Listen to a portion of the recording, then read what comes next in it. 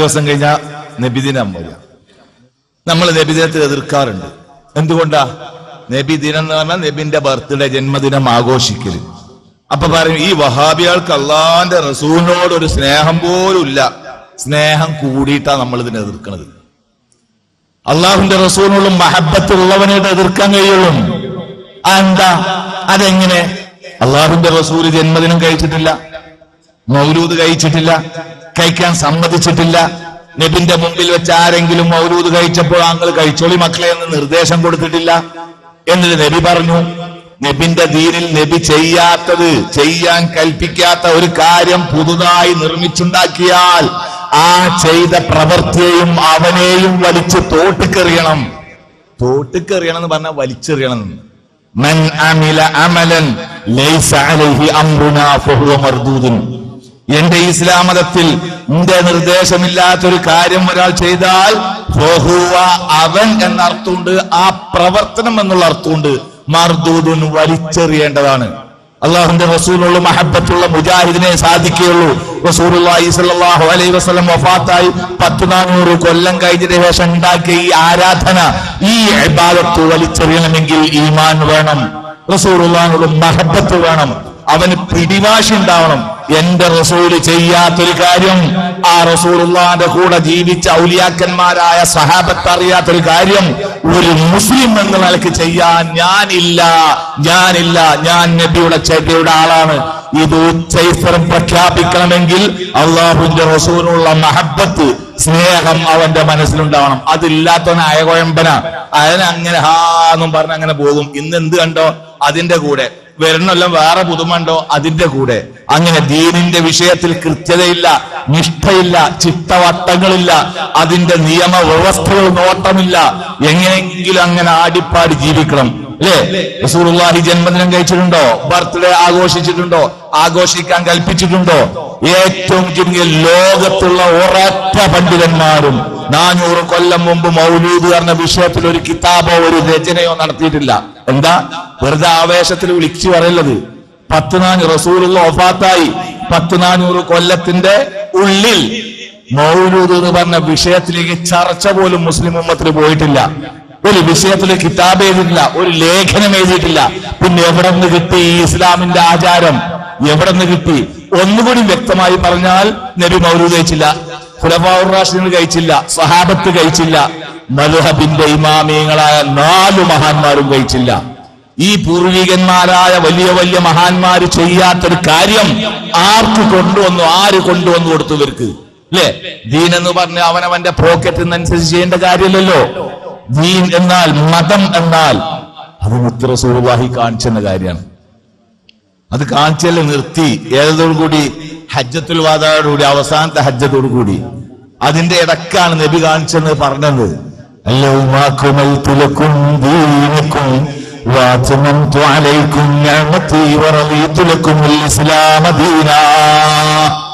ഈ മാസം ഇപ്പൊ നമ്മൾ നിൽക്കുന്ന മാസം ഏതാ എനിക്കറിയോ? മാറ്റുപോയക്കാരെ എനിക്കറിയോ? ഈ അറബി മാസം ഏതാണ്? സഫർ മാസമാണ്. അടുത്ത മാസം റബീഉൽ അവ്വൽ മാസമാണ്. സഫറിന്റെ മുമ്പ് മുഹറമാണ്.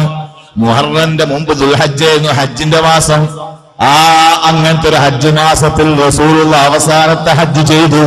അന്നാണ് അള്ളാഹ് പറഞ്ഞു, അല്ലൗമ അക്മൽതു ലക്കും ദീനക്കും. നബിയെ, ഇതാ ഈ ദിവസത്തോടുകൂടി ദീൻ നിലനിന്നു, പൂർത്തിയായി കഴിഞ്ഞു. ഇനി പുതുതായിട്ടൊന്നും പഠിപ്പിക്കാല്ല.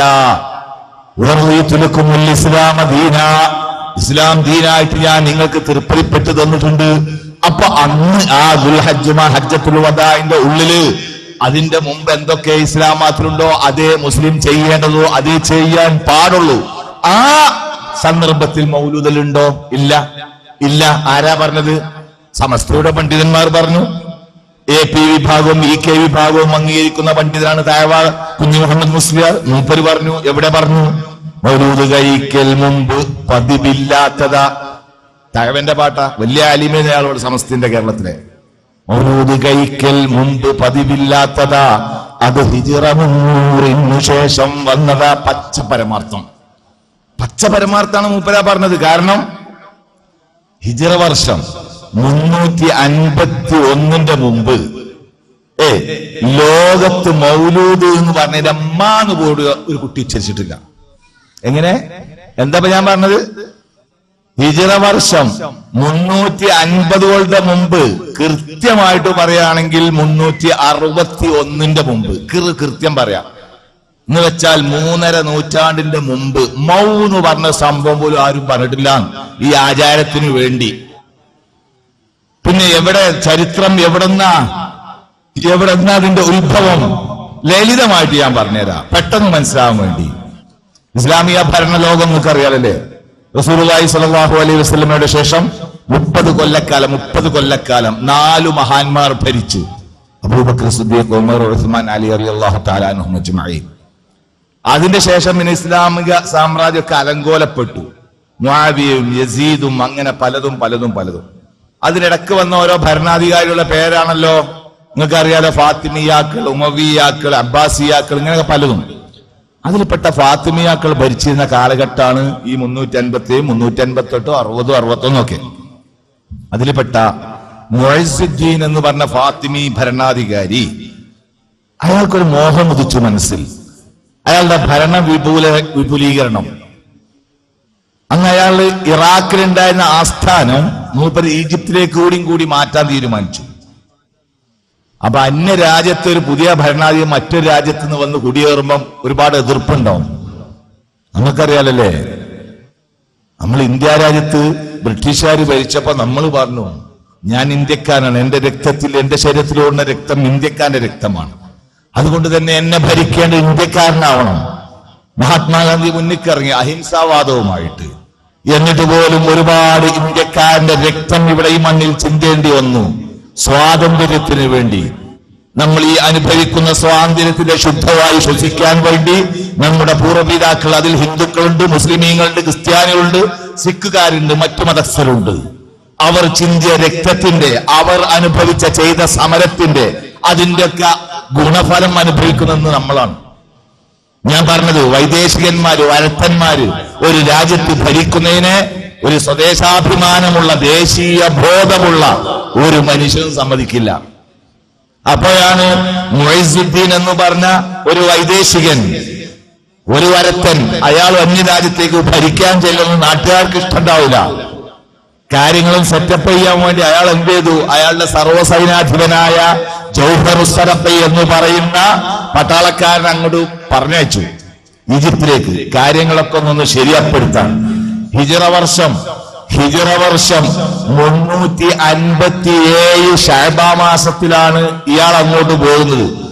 മനസ്സിലാക്കിയിട്ടുള്ള ആ ഡേറ്റ് ഒന്ന് മനസ്സിൽ കുറിച്ചോളി. ഹിജ്റ വർഷം 357 എന്ന് വെച്ചാൽ മുസ്തഫ റസൂലുള്ള മരിച്ച് 347 കൊല്ലം കഴിഞ്ഞ ശേഷം. മൗലൂദ് കഴിക്കൽ മുമ്പ് പതിവില്ലാത്തതാ, അത് ഹിജ്റ 300 ശേഷം വന്നതാ. തഴവ പറഞ്ഞതിലേക്കാണ് നമ്മൾ വരുന്നത്. തഴവ മൂല്യാർ ഓതിയ പദ്യത്തിന്മേലേക്കാണ് നമ്മൾ വരുന്നത്. 350 പോയി. അങ്ങനെ കാര്യങ്ങളൊക്കെ ഇങ്ങനെ ലെവലാക്കി. എന്നിട്ട് ഹിജ്റ 361 മുഅസ്സുദ്ദീൻ എന്ന് പറഞ്ഞ ഫാത്തിമി ഭരണാധികാരി അവിടെ ചെന്നു. അപ്പൊ നാട്ടുകാരെ കയ്യിലെടുക്കണം. വരുത്തന്മാരെ കയറി ചെന്ന് ഭരിക്കാൻ നാട്ടുകാരെ കയ്യിലെടുക്കണം. ഇവരെന്ത് ചെയ്തു? അവരുണ്ടായിരുന്ന തെരുവോരങ്ങൾ മുഴുവൻ അങ്ങോട്ട് ലൈറ്റ് വെച്ച് പിടിപ്പിച്ചാണ് സ്റ്റൈലാക്കി. എന്ത് ലൈറ്റ് നമുക്കറിയാം, അന്ന് വിളക്ക് കത്തിക്കുന്ന വിളക്ക്, ഇതല്ലല്ലോ, പുതുമ. നാട്ടുകാർക്ക് വലിയ അത്ഭുതമായി. കാണുന്ന പാവപ്പെട്ടവനെ മുഴുവൻ സഹായം ചെയ്യലായി, മധുര പലഹാരങ്ങൾ വിതരണം ചെയ്യലായി. പുതിയ ഭരണാധികാരിയോട് നാട്ടുകാർക്ക് നല്ല മതിപ്പ് തോന്നി. എന്താപ്പത് പുതുമ? അപ്പോഴാണ് ഭരണാധികാരിയുടെ നിർദ്ദേശത്തിനനുസരിച്ച് ഇത് പറഞ്ഞുകൊടുത്ത്, ഈ മാസം റബീഉൽ അവ്വലല്ലേ, ഇത് നമ്മുടെ നബി ജനിച്ച മാസമല്ലേ. ലോകത്താദ്യമായി ഈജിപ്ഷ്യന്റെ മനസ്സിലേക്ക് ചിന്ത വന്നു അന്ന്. ആര്? ഒരു ആലിമല്ല, ഒരു ഉസ്താദല്ല, ഒരു മൂല്യാരല്ല ഈ ചിന്ത ഇട്ട് കൊടുത്തത്. കേവല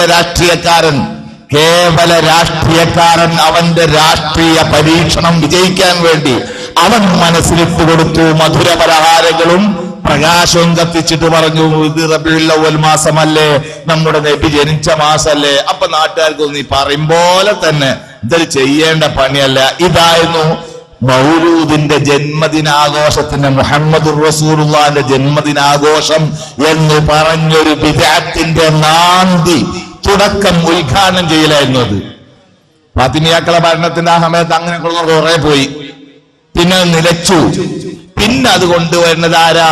മുളഫർ എന്ന് പറഞ്ഞ രാജാവാണ്. ഇർബൽ എന്ന് പറഞ്ഞ രാജ്യം ഭരിച്ചിരുന്ന മുളഫർ രാജാവ്. ഹിജ്റ 700-കളിൽ 8-ാം നൂറ്റാണ്ടിലാണ് മൂപ്പര പണി ഒപ്പിക്കുന്നത്. 8-ാം നൂറ്റാണ്ടിൽ മനസ്സിലായില്ലേ? അങ്ങനെ അയാളും രാഷ്ട്രീയക്കാരൻ, അയാളും ഭരണാധികാരി, അയാളും പണ്ഡിതനല്ല. ഇങ്ങനെ ഭരണാധികാരികൾ ദീനിൽ കടത്തിക്കൂട്ടിയ ഈ പുത്തൻ ആചാരം, ഈ നവീനവാദം, ബിദ്അത്ത് വലിച്ചെറിഞ്ഞിട്ട് ഹബീബായ റസൂലുള്ള എന്തു ചെയ്തോ ആ സുന്നത്തിൽ ഒതുങ്ങി ജീവിക്കുക. എന്റെ സഹോദരങ്ങളെ, നന്നാവാനും സുഖമായി ജീവിക്കാൻ എവിടെ സുഖമായി?